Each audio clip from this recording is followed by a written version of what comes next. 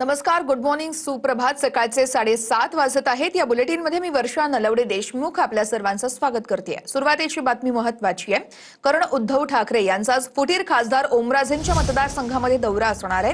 उद्धव ठाकरेंची तोफ आज धाराशिवमध्ये धडाडणार आहे. फुटीर खासदार संजय जाधव यांच्या मतदारसंघातही ठाकरेंचा दौरा आहे. परभणी आणि धाराशिवमध्ये ठाकरेंच्या सभा होणार आहेत.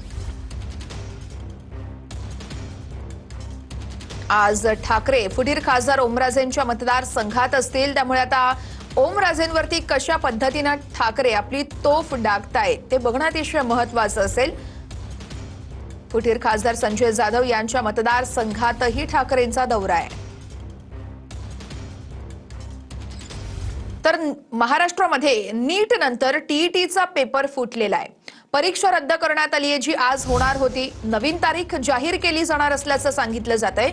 भिवंडीतून पेपर फुटला असून 3 जणांना अटक झालेली आहे. एक आरोपी फरार आहे, 2 आरोपी बिहार तर एक हरियाणातील असल्याचं कळत आहे.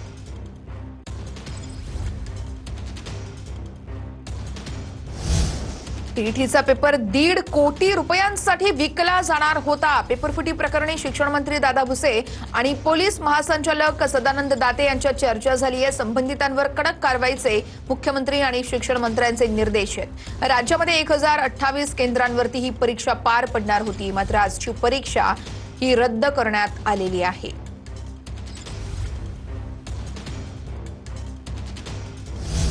टीईटी पेपरफुटी प्रकरणी एसआयटी गठीत करण्यात आली आहे. मुख्यमंत्र्यांचा पोलीस महासंचालकांना फोन करून आदेश आहे. ठाण्याचे जॉईंट सीपी पंजाबराव उगले यांच्या अध्यक्षतेमध्ये एसआयटी गठीत झाली आहे. कठोर कारवाई करा, कोणाचीही गय करू नका, असं फडणवीस म्हणतात. मुख्यमंत्र्यांनी दादा भुसे यांनाही फोन करून माहिती सांगितलेली आहे. पाठीमागच्या काळामध्ये नीट परीक्षेमध्ये जे काही पेपर फुटीचं प्रकरण घडलेलं, त्या पार्श्वभूमीवर महाराष्ट्र राज्य परीक्षा परिषदने पण काळजी घेतलेली होती.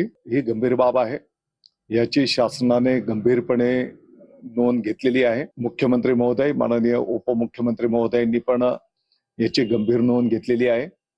पोलीस प्रशासनाला त्याचा सखोल चौकशी करण्याचे आदेश त्या ठिकाणी देण्यात आलेले आहेत. या चौकशीतून जे काही समोर येईल त्या सर्वांवर त्या ठिकाणी कठोर कारवाई केली जाईल.